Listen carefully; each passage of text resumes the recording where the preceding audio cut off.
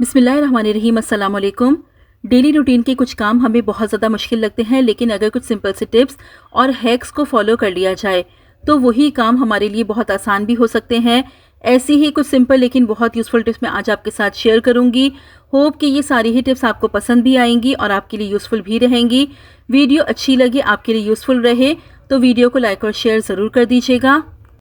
देखिए, पहली टिप है मेरी ये रंगीन कपड़ों को लेके। ये इस तरह के जो रंगीन कपड़े होते हैं, इनको जब भी हम धोने के लिए डालते हैं तो ऐसे ही वॉशिंग मशीन में डाल देते हैं, जबकि इस तरह से आप इनको वॉशिंग मशीन में ना डालें। ये जो इस तरह के कलर्ड कपड़े होते हैं, इनको जब भी आप वॉशिंग मशीन में डालें हमेशा इनको उल्टा करके डालें। अगर आप इनको उल्टा करके डालेंगे तो इनके कलर कभी भी ख़राब नहीं होंगे। तो रंगीन कपड़ों को वॉशिंग मशीन में डालने से पहले हमेशा इस तरह से उल्टा कर लीजिए। और एक टिप कि इस तरह के रंगीन कपड़ों को जब आप सुखाने के लिए डोरियों पर डालें तब भी उल्टा डालें। जब आप उल्टा करके डोरियों पर डालेंगे इस तरह के रंगीन कपड़ों को तो कपड़ों का कलर कभी भी ख़राब नहीं होगा। तो इस टिप को आप ज़रूर फॉलो कीजिएगा। और देखिए, ये इस तरह के जो हमारे पास ट्राउज़र्स होते हैं या बच्चों की पैंटीज़ वगैरह होती हैं जिनमें इस तरह की डोरियां लगी होती हैं, उनको जब हम वॉशिंग मशीन में ऐसे ही डालते हैं तो क्या होता है, ये डोरियां उलझ जाती हैं दूसरे कपड़ों के साथ और कपड़े बहुत ज़्यादा उलझ जाते हैं। तो इस प्रॉब्लम से बचने के लिए आपने क्या करना है, इस तरह के ट्राउज़र्स को जब भी आप वॉशिंग मशीन में डालें हमेशा इस तरह से ट्राउज़र्स में नॉट लगा लिया करें। इन डोरियों को बांध के फिर ही आप वॉशिंग मशीन में डालें।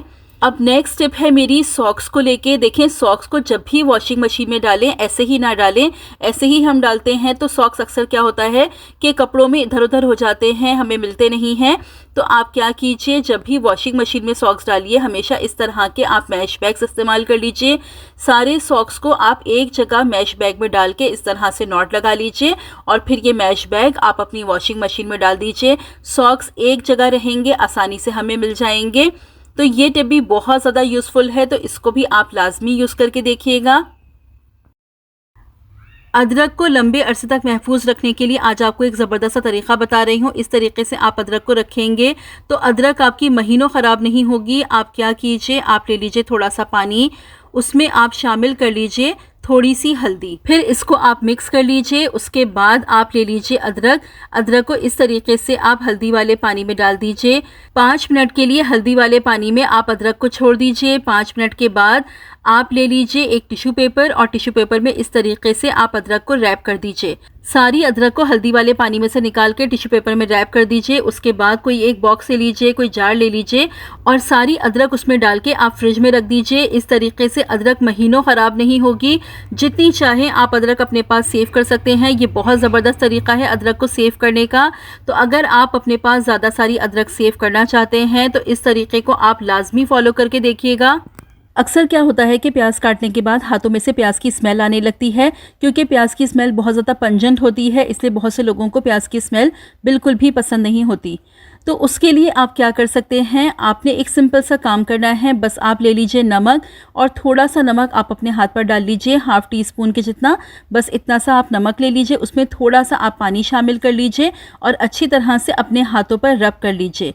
2 से 3 मिनट आप अपने हाथों पर इस तरह से नमक को लगे रहने दीजिए। उसके बाद प्लेन वाटर से आप अपने हाथों को वॉश कर लीजिए।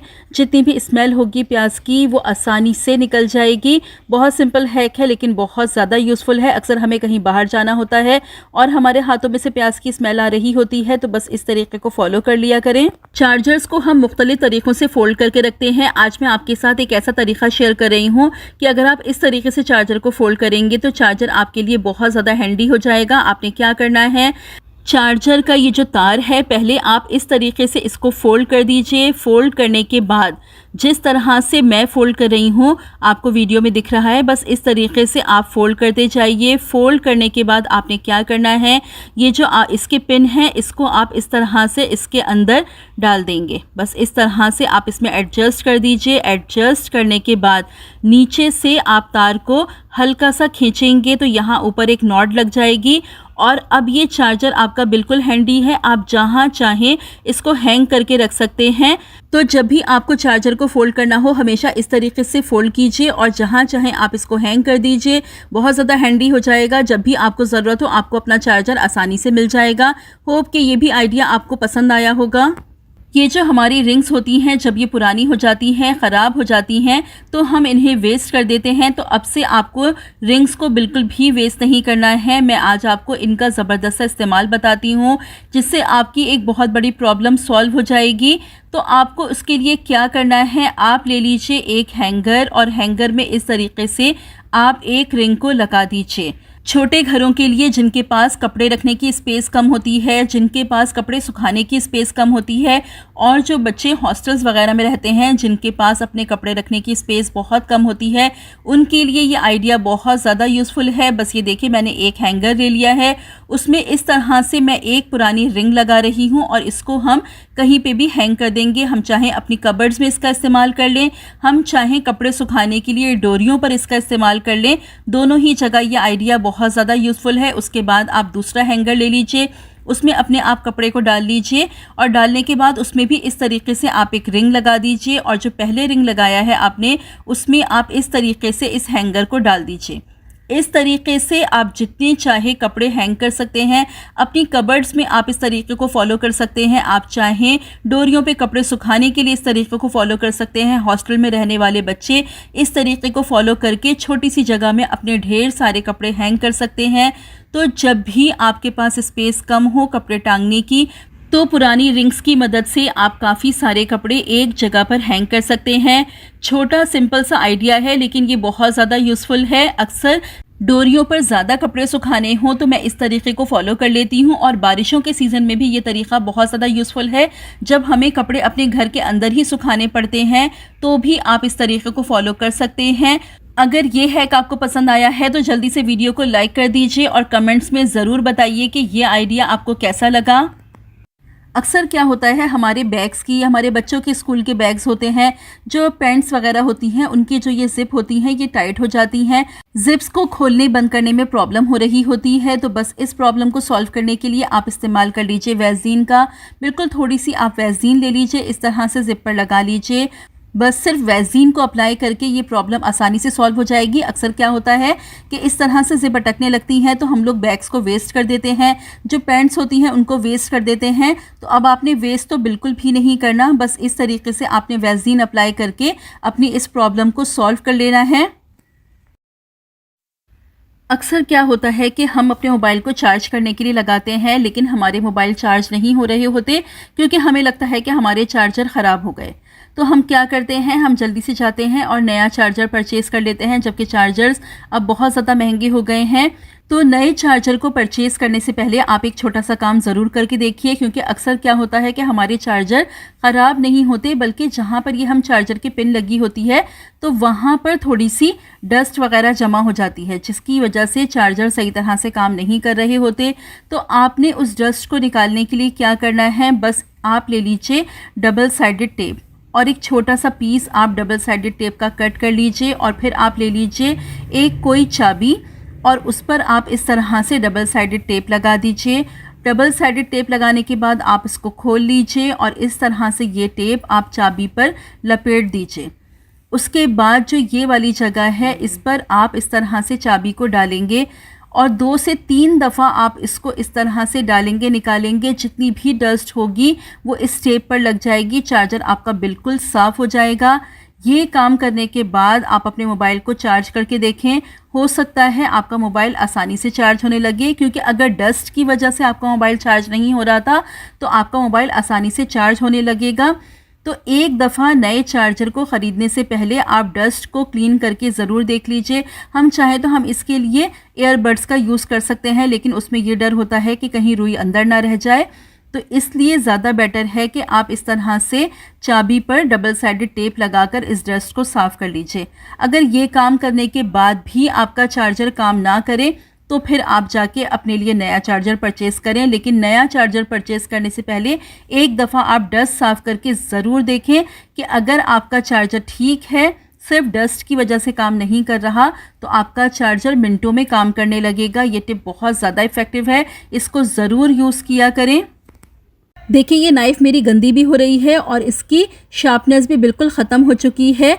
तो इसको साफ़ भी करूँगी और इसको शार्प भी करूँगी सिर्फ एक मेथड से। आपको क्या करना है, आप पहले इस पर थोड़ा-सा टूथपेस्ट लगा लीजिए। जो भी टूथपेस्ट आप यूज़ करते हैं उसका आप यहाँ पर इस्तेमाल कर लीजिए। थोड़ा-सा आप टूथपेस्ट लगाएँ, उसके बाद आपने क्या करना है, ये जो स्टील वूल हम इस्तेमाल करते हैं अपने किचन में, आप वो ले लीजिए और इस तरीके से आप स्टील वूल को इस पर रब कीजिए।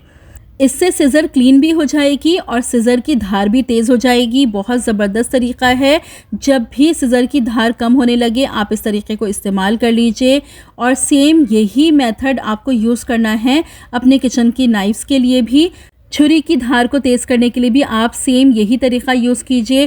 थोड़ा सा टूथपेस्ट लगाइए आप छुरी पर, फिर इस तरह से आप स्टील वूल लीजिए, अच्छी तरीके से आप छुरी पर रब कीजिए और फिर देखेंगे कि ज़बरदस्त तरीके से आपकी छुरी साफ़ भी होगी और धार भी तेज़ हो जाएगी। इस तरीके को आप लाजमी यूज़ करके देखिएगा, क्योंकि ये प्रॉब्लम तो हमारे साथ चलती ही रहती है। छुरी की धार बहुत जल्दी ख़त्म होने लगती है और ये जो हमारी सिज़र्स होती हैं इनकी भी धार बहुत जल्दी ख़त्म होने लगती है। तो बजाय बाहर जाके धार लगवाने के आप इस तरीके को यूज़ करके देखिए, आपको बहुत ज़बरदस्त रिज़ल्ट मिलेंगे। वॉशरूम की क्लीनिंग के लिए, टाइल्स की क्लीनिंग के लिए और मार्बल्स की क्लीनिंग के लिए आज आपको एक ज़बरदस्त सा तरीका बता रही हूँ। देखिए अभी वॉशरूम मेरा काफ़ी हद तक गंदा हो रहा है। अब इसको इस तरह से क्लीन करूँगी कि ना ज़्यादा मेहनत लगेगी और वॉशरूम मिनटों में चमक जाएगा। ये पाउडर मैंने बस इस पर इस तरह से स्प्रिंकल कर दिया है। उसके बाद ब्रश की मदद से आप इसको अच्छी तरह से फैला देंगे। ज़्यादा रगड़ने की आपको ज़रूरत नहीं पड़ेगी। ये पाउडर ही इतना ज़्यादा इफ़ेक्टिव है कि बस ब्रश की मदद से आप हल्का सा इसको साफ़ करेंगे और बेहतरीन तरीके से आपका वॉशरूम चमक जाएगा। आपकी मेहनत भी नहीं लगेगी और वॉशरूम आपका शीशे की तरह चमकने लगेगा। तो बस ये देखिए मैंने ब्रश की मदद से पाउडर को फैला दिया है। 10 मिनट के लिए आप छोड़ दीजिए, उसके बाद आप पानी से इसको साफ़ कर लीजिए। ये देखिए कोई ज़्यादा मेहनत नहीं लगी और मिनटों में वॉशरूम चमक गया। तो अब मैं आपको बताती हूँ कि ये पाउडर आपको प्रिपेयर किस तरीके से करना है। आप चाहें तो ज़्यादा सारा प्रिपेयर करके भी अपने पास रख सकते हैं और इससे आप टाइल्स की क्लीनिंग करें, अपने मार्बल्स की क्लीनिंग करें, बहुत ज़बरदस्त क्लीनिंग होगी। वॉश बेसिन और सिंक की सफाई के लिए भी आप इसको इस्तेमाल कीजिए। जितने भी जरासीम होंगे वो भी ख़त्म हो जाएंगे। तो चलिए अब देख लेते हैं कि ये पाउडर आपको किस तरीके से प्रिपेयर करना है। इस पाउडर को प्रिपेयर करने के लिए सबसे पहले आप ले लीजिए 1 टेबल स्पून मीठा सोडा। क्लीनिंग के लिए बहुत ज़्यादा इफ़ेक्टिव होता है। और शामिल कर लीजिए आप 1 टेबल स्पून सर्फ। जो भी सर्फ आपके घर में इस्तेमाल होता है बस वही आप यूज़ कर लीजिए। उसके बाद आप इसमें शामिल कर दीजिए 4 से 5 एक्सपायर्ड टैबलेट्स। जो भी टैबलेट्स आपके पास ऐसी पड़ी हों जो एक्सपायर हो गई हों, बस उनका आप यहाँ पर इस्तेमाल कर लीजिए। कोई सी भी आप यूज़ कर सकते हैं, किसी भी कलर की हो आप इस्तेमाल कर सकते हैं, कोई प्रॉब्लम नहीं है। तो बस ये मेरे पास एक्सपायर्ड टैबलेट्स पड़ी थी तो मैंने इनको ले लिया है। अच्छी तरह से इनको कूट के इनका पाउडर बना लेंगे और इसको शामिल कर लेंगे। देखिए ये जो टैबलेट्स होती हैं इनमें बहुत सारे केमिकल्स होते हैं, क्लीनिंग के लिए बहुत इफ़ेक्टिव होती हैं। तो बस ये पाउडर मैं यहाँ पर शामिल कर रही हूँ। अच्छी तरह से मिक्स कर लेंगे। आप चाहें तो एक दफ़ा बहुत सारा पाउडर बना के भी अपने पास सेव कर सकते हैं और जब भी आपको यूज़ करना हो आप यूज़ कर लीजिए। तो बस मैंने अभी एक टाइम का ही बनाया है। तो बस इसको अच्छी तरह से मिक्स कर लेंगे और मिक्स करने के बाद आप अपने टाइल्स को साफ़ कीजिए, मार्बल्स को साफ़ कीजिए, अपने वॉशरूम को क्लीन कीजिए, वॉश बेसन और सिंक एरिया को क्लीन कीजिए। बहुत ज़बरदस्त सी क्लीनिंग होगी। तो इस पाउडर को बना के आप लाजमी ट्राई कीजिएगा। बस सिंपल सी ये 3 चीज़ें हैं और कुछ भी आपको नहीं डालना और वॉशरूम आपका ज़बरदस्त तरीके से चमक जाएगा और साथ ही आपके वॉशरूम में जितने भी जर्म्स होंगे, बैक्टीरिया होंगे वो भी ख़त्म हो जाएंगे। तो इस क्लीनर को बना के आप लाजमी इस्तेमाल कीजिएगा। जो भी फीडबैक हो कमेंट सेक्शन में ज़रूर दीजिएगा। देखिए ये जो हमारे चूल्हे के बर्नर्स होते हैं टाइम टू टाइम इनको क्लीन करना भी बहुत ज़्यादा ज़रूरी होता है, क्योंकि ये जो इसके सुराख होते हैं इनमें चिकनाई और मैल जमा हो जाता है, जिसकी वजह से सही तरह से गैस हमारे चूल्हों में नहीं आ पाती। अब बर्नर्स को साफ़ करने के लिए बहुत सारे तरीके होते हैं। मैंने इससे पहले भी आपके साथ कुछ तरीके शेयर किए हैं। आज एक बहुत सिंपल तरीका बता रही हूँ। आप क्या कीजिए, आप ले लीजिए कोई भी टूथपेस्ट। जो भी टूथपेस्ट आप यूज़ करते हैं उसका आप यहाँ पर इस्तेमाल कर लीजिएगा। अब आपने क्या करना है, बस टूथपेस्ट देखिए इस तरीके से आप बर्नर्स पर लगा दीजिए। बर्नर्स पर टूथपेस्ट लगाने के बाद आप तकरीबन 10 मिनट के लिए ऐसे ही छोड़ दीजिएगा। 10 मिनट के बाद आप एक टूथब्रश ले लीजिए, टूथब्रश को थोड़ा सा गीला कीजिए और अच्छी तरह से बर्नर्स को रब कर लीजिए। देखिए जिस तरीके से मैं कर रही हूँ, आगे से भी रब करना है और पीछे से भी रब करना है। क्योंकि टूथपेस्ट बहुत ज़्यादा इफ़ेक्टिव होता है, आपको ज़रूरत ही नहीं है काफ़ी सारी चीज़ें यूज़ करने की। एक टूथपेस्ट ही काफ़ी है, अच्छी तरह से बर्नर्स को क्लीन कर देगा। बस देखिए इस तरह से मैंने रब कर लिया है। रब करने के बाद आप इनको वॉश कर लीजिए। देखिए इस तरह से पहले पानी से थोड़ा सा गीला कीजिए। गीला करने के बाद आप क्या कीजिए, आप दोबारा टूथब्रश लीजिए और अच्छी तरह से दोबारा रब कर लीजिए। जो भी टूथपेस्ट इसमें फंसी होगी वो भी निकल जाएगी। ये देखिए इस तरीके से।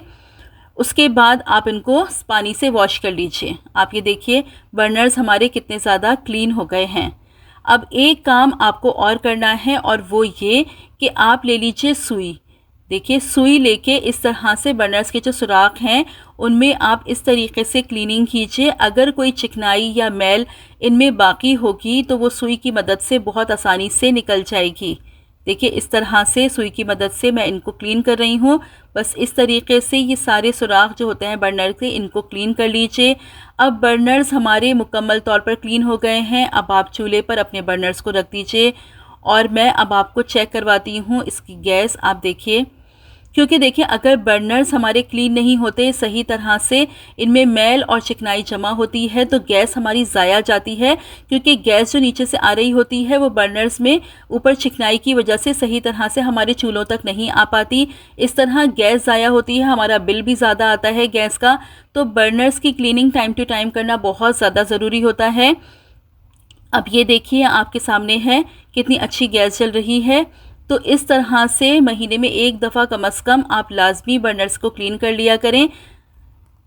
तो ये थी मेरी आज की वीडियो। होप कि आपको पसंद आई होगी। वीडियो अच्छी लगी हो, आपके लिए यूज़फुल रही हो तो वीडियो को लाइक और शेयर ज़रूर कर दीजिएगा। चैनल पर पहली बार आए हैं तो सब्सक्राइब करके बेल नोटिफिकेशन को ऑन कर लीजिए। रखिएगा अपना बहुत सारा ख्याल, मुझे भी अपनी दुआओं में याद रखिएगा। मिलती हूँ अपनी नेक्स्ट वीडियो में। Till then stay safe, stay happy. अल्लाह हाफिज़।